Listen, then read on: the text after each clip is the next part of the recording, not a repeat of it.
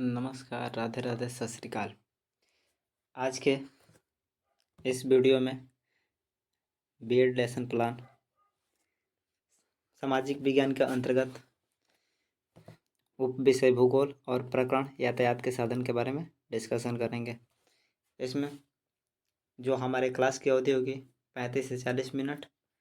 ठीक, इसमें विद्यालय का नाम और छात्र अध्यापक का नाम।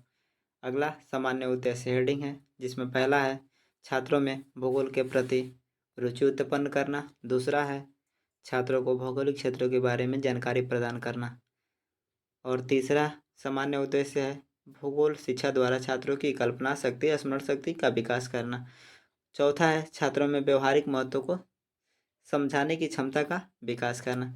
अब आगे विशिष्ट उद्देश्य में छात्र यातायात का वर्णन कर सकेंगे, छात्र यातायात का अर्थ जान सकेंगे, छात्र यातायात के साधनों का लाभ समझ सकेंगे। चौथा, छात्र यातायात के महत्व के व्यवहारिक जीवन में प्रयोग कर सकेंगे। अगला बिंदु है शिक्षण बिंदु, जिसमें पहला यातायात का अर्थ, दूसरा यातायात के साधन, ठीक, और तीसरा यातायात के साधनों के प्रकार। अगला सहायक सामग्री। सहायक सामग्री में चाक, डस्टर, लपेट, श्यामपट्ट, इसके बाद लेसन प्लान, रजिस्टर, पॉइंटर इत्यादि। अगला पूर्व ज्ञान में छात्र छात्राएं यातायात के साधन के बारे में सामान्य जानकारी रखते हैं। इसमें पाठ्य वस्तु एवं शिक्षण बिंदु में लिखेंगे प्रस्तावना, शिक्षण उद्देश्य एवं उनका विशिष्टीकरण में लिखेंगे छात्रों के पूर्व ज्ञान को नवीन ज्ञान से जोड़ना। छात्र अध्यापक क्रिया में लिखेंगे प्राचीन काल में मनुष्य एक स्थान से दूसरे स्थान पर कैसे जाते थे। उत्तर लिखेंगे छात्र छात्रा क्रिया में पैदल, घोड़ा, ऊंट।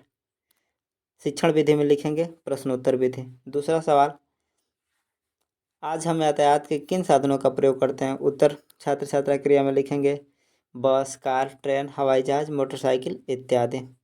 तीसरा, बस, कार, ट्रेन ये सब यातायात के क्या है। उत्तर देंगे छात्र छात्रा क्रिया में यातायात के साधन।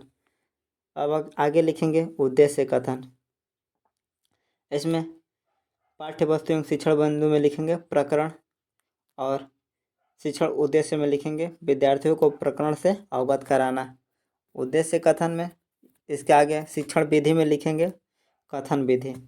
ठीक, उद्देश्य कथन में बच्चों आज हम सभी मिलकर यातायात के साधनों के बारे में अध्ययन अध्यापन कार्य करेंगे। अब आगे है प्रस्तुतिकरण। शिक्षण बिंदु में लिखेंगे प्रस्तुतिकरण में इसके बाद विशिष्ट उद्देश्य में लिखेंगे, शिक्षण उद्देश्य में लिखेंगे विद्यार्थियों को प्रकरण से अवगत कराना, तो हो गया है। इसके बाद प्रस्तुतिकरण में लिखेंगे विद्यार्थियों को विषय वस्तु से जोड़ना।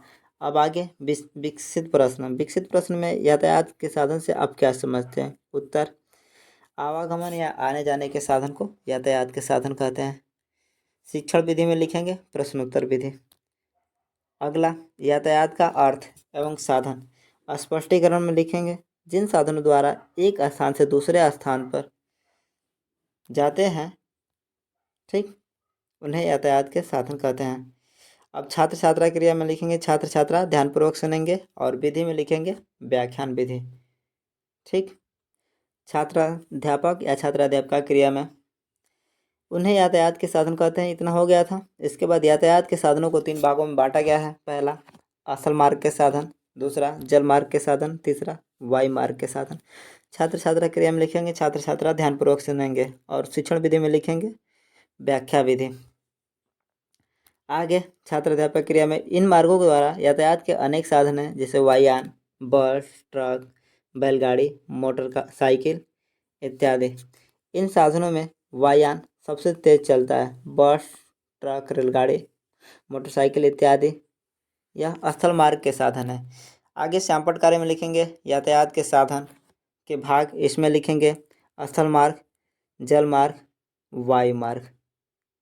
ठीक, अब आगे जबकि जलयान, नाव जलमार्ग के साधन है, हवाई जहाज वायु मार्ग के यातायात के साधन है। आगे बोधात्मक प्रश्न में लिखेंगे यातायात के साधन किसे कहते हैं? छात्र छात्रा उत्तर देंगे जिससे हम एक स्थान से दूसरे स्थान पे जाते हैं, वही यातायात के क्या है? साधन है। दूसरा, यातायात के कितने मार्ग हैं? यातायात के 3 मार्ग हैं। तीसरा, हवाई जहाज किस मार्ग का साधन है? तो छात्र छात्रा उत्तर देंगे वायु मार्ग का। और शिक्षण विधि में लिखेंगे प्रश्नोत्तर विधि। शिक्षण के विशिष्ट उद्देश्य में लिखेंगे विद्यार्थियों को विषय वस्तु से जोड़ना। अब आगे सड़कों एवं विकास का भाग, सड़कों का विकास एवं भाग, इसमें लिखेंगे स्पष्टीकरण। देश के विकास के लिए सड़कों के विकास पर ध्यान दिया जा रहा है। इसके लिए सड़कों को 3 भागों में बांटा गया है: राष्ट्रीय राजमार्ग, राज्य राजमार्ग, जिला एवं ग्रामीण मार्ग। छात्र छात्रा क्रिया में लिखेंगे छात्र छात्रा ध्यानपूर्वक सुनेंगे। और विधि में लिखेंगे शिक्षण विधि में व्याख्यान विधि। अब इसके बाद पाठ्य वस्तु एवं शिक्षण बिंदु में लिखेंगे श्यामपट्ट सारांश। इसके बाद शिक्षण उद्देश्य एवं उनका विशिष्टीकरण में लिखेंगे विद्यार्थियों को लेखन क्षमता का विकास करना। निरीक्षण कार्य में लिखेंगे छात्र अध्यापक कक्षा में घूम घूम कर छात्रों की कापियों का निरीक्षण करेगा जब वह श्यामपट्ट कार्य उतारेंगे। छात्र छात्रा क्रिया में छात्र छात्रा अपनी उत्तर पुस्तिका में स्पष्ट रूप से लिखेंगे। शिक्षण विधि में लिखेंगे लेखन विधि। अगला, इसमें श्यामपट्ट कार्य में यातायात के साधनों की सूची बनाना। स्थल मार्ग के साधन कार, बस, साइकिल, ट्रेन, स्कूटर इत्यादि। जल मार्ग के साधन नाव, जहाज, स्टीमर इत्यादि। वायु मार्ग के साधन हवाई जहाज, हेलीकॉप्टर इत्यादि। पुनरावृत्ति प्रश्न में लिखेंगे विद्यार्थियों के ज्ञान को अस्थायी करना। छात्र अध्यापक क्रिया में लिखेंगे छात्र अध्यापक प्रश्न पूछेगा। और छात्र छात्रा क्रिया में लिखेंगे छात्र छात्रा उत्तर देंगे। यह शिक्षण विधि में मौखिक विधि। और ऊपर इसके बाद गृह कार्य विद्यार्थियों को श्यामपट्ट द्वारा लेखन क्षमता का अस्थायित्व प्रदान करना। गृह कार्य में लिखेंगे बच्चों के यातायात के साधनों अलग अलग सूची बनाकर लाएंगे। छात्र छात्रा क्रिया में छात्र छात्रा अपने अपने उत्तर कार्यों को नोट करेंगे। और शिक्षण विधि में लिखेंगे लेखन विधि। ठीक। उद्देश्य केंद्रित मूल्यांकन में प्रश्न में लिखेंगे पहला प्रश्न है जलमार्ग के साधन का नाम बताइए। दूसरा, यातायात के मार्गों को कितने भागों में बांटा गया है। तीसरा, उद्देश्य केंद्रित मूल्यांकन में लिखेंगे हवाई जहाज किस मार्ग के साधन है। ठीक। इस प्रकार हमारा प्रकरण यातायात के साधन समाप्त हो जाएगा।